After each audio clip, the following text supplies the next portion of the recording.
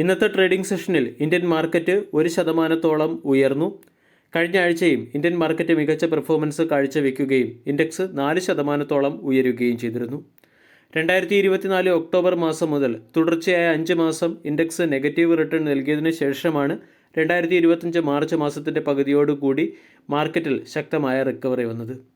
Market 2024 സെപ്റ്റംബറിലെ all time high ആയ 26,277 നിന്നും 15% കറക്റ്റായിരുന്നു. അതിനുശേഷം മാർച്ച് മാസത്തെ നിയർ ടൈം ലോയിൽ നിന്നും ശക്തമായ റിക്കവറി വരികയും 1745 പോയിൻറ്റോളം ഉയരുകയും ചെയ്തു. മാർക്കറ്റിൽ വന്ന ബൈയിങ് മൊമെൻറ്റത്തിന് പിന്നിലെ പ്രധാന കാരണം റീസെൻ്റ്ലി കറക്ഷൻ ഫേസിലൂടെ കടന്നുപോയ മാർക്കറ്റിൽ പല സ്റ്റോക്കുകളും അട്രാക്റ്റീവ് വാല്യൂഷന് ലഭിക്കുന്നതാണ്. കൂടാതെ നിഫ്റ്റിയുടെ വാല്യൂഷൻ തന്നെ നിഫ്റ്റിയുടെ 10 വർഷത്തെ ആവറേജിനേക്കാൾ താഴ്ന്ന ലെവലിലാണ് ട്രേഡ് ചെയ്യുന്നത്. കൂടാതെ നിഫ്റ്റിയുടെ പ്രൈസ് ടു ഏർണിംഗ് റേഷ്യോയും അട്രാക്റ്റീവ് ലെവലിൽ തന്നെയാണ്. ഈ ഫാക്റ്റുകളുടെ പശ്ചാത്തലത്തിൽ മാർക്കറ്റിൽ ബൈയിങ് മൊമെൻറ്റം വരുന്നു. കൂടാതെ ഇന്ത്യയുടെ മാക്രോ എക്കോണമിക് ഡേറ്റകളിലും ഇംപ്രൂവ്മെൻറ്റ് കാണിക്കുന്നുണ്ട്. ഇതെല്ലാം മാർക്കറ്റിൽ ഇതിൻ്റെ പശ്ചാത്തലത്തിൽ മാർക്കറ്റ് ഡീസൻറ്റ് പെർഫോമൻസ് നടത്തുമെന്നാണ് അനുമാനിക്കപ്പെടുന്നത്. ബാങ്കിങ് സിസ്റ്റത്തിൽ ലിക്വിഡിറ്റി വരുന്നതിന് വേണ്ടി ഇപ്രാവശ്യത്തെ മോണിറ്ററി പോളിസി കമ്മിറ്റി മീറ്റിംഗിൽ ഇൻട്രസ്റ്റ് റേറ്റ് കട്ട് വരാനുള്ള സാധ്യത മാർക്കറ്റിൽ വന്ന ബൈയിങ് മൊമെൻറ്റത്തിന് പിന്നിലെ ഒരു കാരണം കൂടിയാണ്. കൂടാതെ ഡോളർ ഇൻഡെക്സ് ഇടിയുന്നതും രൂപയുടെ സ്ഥിരത ഉയരുന്നതും രൂപ ബോട്ടം ലെവലിൽ നിന്നും 2 മുതൽ 2.5% റിക്കവർ ആയതും മാർക്കറ്റിനെ സംബന്ധിക്കുന്ന പോസിറ്റീവ് അപ്ഡേറ്റ് തന്നെയാണ്. ഇവിടെ NBFC, ബാങ്കിങ് സെക്ടർ, വ്യോമയാനം, ടെലികോം തുടങ്ങിയ സെക്ടറിലെ സ്റ്റോക്കുകളായിരിക്കും ഡീസൻ്റ് പെർഫോമൻസ് നടത്താൻ സാധ്യത. ഇനി മാർക്കറ്റിൻ്റെ ചില പ്രധാനപ്പെട്ട ലെവൽസും സപ്പോർട്ടും മനസ്സിലാക്കാം. നിഫ്റ്റിയെ സംബന്ധിച്ചിടത്തോളം 23,235 മുകളിൽ മാർക്കറ്റ് സസ്റ്റെയിൻ ചെയ്തതുകൊണ്ട് 23,800 ആണ് ഇനിയുള്ള പ്രധാന റെസിസ്റ്റൻസ്. കഴിഞ്ഞ 6 ദിവസം കൊണ്ട് 7.94% വർധനവാണ് ഇന്ത്യൻ മാർക്കറ്റിൽ വന്നത്. ഈ ഒരു ബൈയിങ് മൊമെൻറ്റം മാർക്കറ്റിനെ അല്ലെങ്കിൽ ഷോർട്ട് ടൈമിലേക്ക് മാർക്കറ്റിനെ ഓവർ ബോട്ട് സോണിലേക്ക് എത്തിക്കുന്നു. അതിനാൽ തന്നെയും മാർക്കറ്റിൻ്റെ സെൻറ്റിമെൻറ്റ് ബുള്ളിഷായി മാറിയിട്ടുണ്ട്. അടുത്ത റെസിസ്റ്റൻസ് 23,800 ആണ്. 23,800 നിന്നും ഓൾ ടൈം ഹൈയിലേക്കുള്ള റേഞ്ചിലേക്കുള്ള മൂവ്മെൻറ്റാണ് ഇനി ഇന്ത്യൻ മാർക്കറ്റിൽ പ്രതീക്ഷിക്കേണ്ടത്.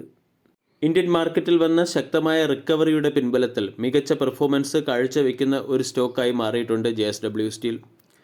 JSW സ്റ്റീൽ കഴിഞ്ഞ ഒരാഴ്ച 5%, ഒരു മാസം 11% ഉയർന്നു. ഡൊണാൾഡ് ട്രംപ് അധികാരത്തിൽ വന്നതിന് ശേഷം സ്റ്റീൽ, അലൂമിനിയം എന്നിവയുടെ ഇമ്പോർട്ടിന് മുകളിൽ 25% താരിഫ് ഏർപ്പെടുത്തിയിരുന്നു. ഈ താരിഫ് നൽകിയ ആഘാതത്തെയും ഇന്ത്യൻ മെറ്റൽ സെക്ടർ മറികടന്നു. കഴിഞ്ഞ കുറച്ച് ദിവസങ്ങളായി മെറ്റൽ സെക്ടറിലെ ഒട്ടുമിക്ക സ്റ്റോക്കുകളും മികച്ച പെർഫോമൻസ് കാഴ്ചവെക്കുകയാണ്, പ്രത്യേകിച്ചും സ്റ്റീൽ സെക്ടർ. ക്രൂഡ് സ്റ്റീലിൻ്റെ വിലയിൽ 5% വർധനവും കഴിഞ്ഞ ഒരു മാസത്തിനിടയിൽ സംഭവിച്ചു. സ്റ്റീലിൻ്റെ വില വർദ്ധിക്കുന്നതിന് പിന്നിലെ ഏറ്റവും പ്രധാന കാരണം ഡൊമസ്റ്റിക് സ്റ്റീൽ നിർമ്മിക്കുന്ന കമ്പനികളെ പ്രൊട്ടക്റ്റ് ചെയ്യുന്നതിന് വേണ്ടി ഗവൺമെൻറ് ഇറക്കുമതി ചെയ്യുന്ന സ്റ്റീലിന് മുകളിൽ 12% സേഫ് ഗാർഡ് ഡ്യൂട്ടി ഏർപ്പെടുത്തി. ഇത് ഇന്ത്യൻ ഡൊമസ്റ്റിക് സെക്ടറിലെ അല്ലെങ്കിൽ ഇന്ത്യൻ സ്റ്റീൽ സെക്ടറിലെ കമ്പനികളുടെ മികച്ച പെർഫോമൻസിന് പിന്നിലെ ഒരു പ്രധാന കാരണമായി മാറിയിട്ടുണ്ട്. അതോടൊപ്പം തന്നെ ചൈനീസ് സ്റ്റീലിൻ്റെ ഏറ്റവും വലിയ ആവശ്യകതയുള്ള വിയറ്റ്നാമും ദക്ഷിണ കൊറിയയും ചൈനീസ് സ്റ്റീലിൻ്റെ ഇമ്പോർട്ടിന് മുകളിൽ ആൻറ്റി ഡംപിംഗ് ഡ്യൂട്ടി ഏർപ്പെടുത്തിയിരുന്നു. ഇത് ഇന്ത്യയുടെ സ്റ്റീൽ എക്സ്പോർട്ടിനെ പ്രൊമോട്ട് ചെയ്യുകയും ചെയ്തു. ഡൊണാൾഡ് ട്രംപ് അധികാരത്തിൽ വന്നതിന് ശേഷം പ്രഖ്യാപിച്ച താരിഫ് പ്ലാനുകളെ നേരിടുന്നതിന് വേണ്ടി ചൈന സ്റ്റിമുലസ് പാക്കേജുകൾ ഉപയോഗിച്ചതും US ഡോളർ ഇൻഡെക്സിലെ ഇടിവും ഡൊമസ്റ്റിക് മാർക്കറ്റിലുണ്ടായിരിക്കുന്ന സ്റ്റീലിൻ്റെ ശക്തമായ ഡിമാൻഡുമാണ് സ്റ്റീൽ വില വർദ്ധിച്ചതിന് പിന്നിലെ പ്രധാന കാരണം. ജെഫ്രീസ് എന്ന ബ്രോക്കേജ് ഏജൻസിയുടെ റിപ്പോർട്ട് പ്രകാരം JSW സ്റ്റീൽ 2026-27 ഫിനാൻഷ്യൽ ഇയറിൽ 9% CAGR കൂടിയുള്ള EBITDA ഗ്രോത്തും 23% CAGR കൂടിയുള്ള EPS ഗ്രോത്തും നൽകാൻ സാധ്യതയുണ്ട്. കൂടാതെ US മാർക്കറ്റിൽ വളരെ കുറഞ്ഞ എക്സ്പോസർ മാത്രമാണ് ഇന്ത്യൻ സ്റ്റീൽ കമ്പനികൾക്കുള്ളത്.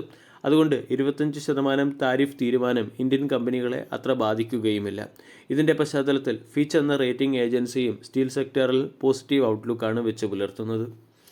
ഡൊമസ്റ്റിക് സ്റ്റീലിൻ്റെ ഡിമാൻഡ് വർദ്ധിക്കുന്നതനുസരിച്ച് 2026 ഇന്ത്യയുടെ ടോട്ടൽ സ്റ്റീൽ ഡിമാൻഡ് 10% ഉയരാൻ സാധ്യതയുമുണ്ട്.